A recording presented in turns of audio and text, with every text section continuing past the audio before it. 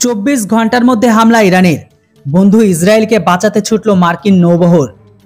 Israel ও হামাসের সংঘাত কি তৃতীয় বিশ্বযুদ্ধের ঝুঁকির দিকে ঠেলে দিচ্ছে পৃথিবীকে? আগামী 48 ঘন্টার মধ্যে ইসরায়েলে হামলা চালাতে পারে ইরান, এমনটাই আশঙ্কা করা হয়েছিল। অর্থাৎ গত শুক্রবার এই আশঙ্কায় রিপোর্ট প্রকাশ করেছিল মার্কিন সংবাদপত্র ওয়াল স্ট্রিট জার্নাল।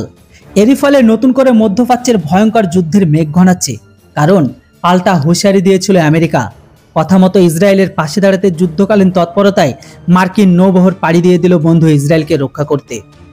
শুরু থেকেই গাজায় ইসরায়েলকে ধ্বংসাত্মক হামলা ভালোভাবে নেয়নি ইরান। তেহরানের তরফে বারবার প্যালেস্তাইনিদের উপর হামলার নিন্দা করা হয়। এর মধ্যে আগুনে ঘি পড়ে 1 এপ্রিল সিরিয়ায় ইরানের দূতাবাসে মিসাইল হামলা, যেখানে অন্তত 13 জন প্রাণ হারায়। মৃতদের মধ্যে ছিল ইরানি সেনাকর্তাও। এই হামলার পিছনে ইসরায়েলের হাত দেখেছে তেহরান। তারপরে থেকে ইসরায়েলকে লাগাতার হুমকি দিয়ে যাচ্ছিল ইরান। তবে রমজান মাস থাকায় শত্রুপক্ষের বিরুদ্ধে কোনো পদক্ষেপ করেনি সুপ্রিম লিডার আয়াতুল্লাহ আলী খামেনির প্রশাসন।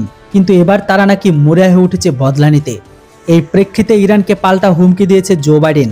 ইসরায়েলে হামলা চালানোর ভুল করবেন না, আমরা ইসরায়েলের প্রতিরক্ষায় প্রতিজ্ঞাবদ্ধ, আমরা ওদের সব রকম সাহায্য করব। ইরানের উদ্দেশ্য কোনোভাবে সফল হবে না। আর সেই সূত্রের খবর অনুসারে তড়িঘড়ি এবার সাহায্য পাঠিয়ে দিল ওয়াশিংটন। ইরানে হামলা থেকে ইসরায়েলকে রক্ষা করতে আধুনিক যুদ্ধাস্ত্র, সামরিক সরঞ্জাম সহ মার্কিন নৌবহর পাড়ি দিয়েছে পূর্ব ভূমধ্যসাগরে। সেখানে আগে মোতায়েন মার্কিন নৌ সেনাবাহিনীকে সাহায্য করবে সেগুলি।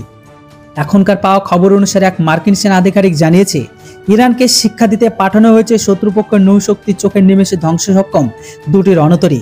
একটি হলো ইউএসএস কার্নি, যেটি সাম্প্রতিক সময়ে লোহিত সাগরে হুতি ড্রোন এমনকি অ্যান্টিশিপ মিসাইলের বিরুদ্ধে কার্য সম্পাদন করছিল। সব মিলে মধ্যপ্রাচ্যে নতুন করে ধুমধুমার যুদ্ধ পরিস্থিতি তৈরি হয়েছে। এইদিকে ইসরায়েলে হামলা চালাতে পারে ইরান।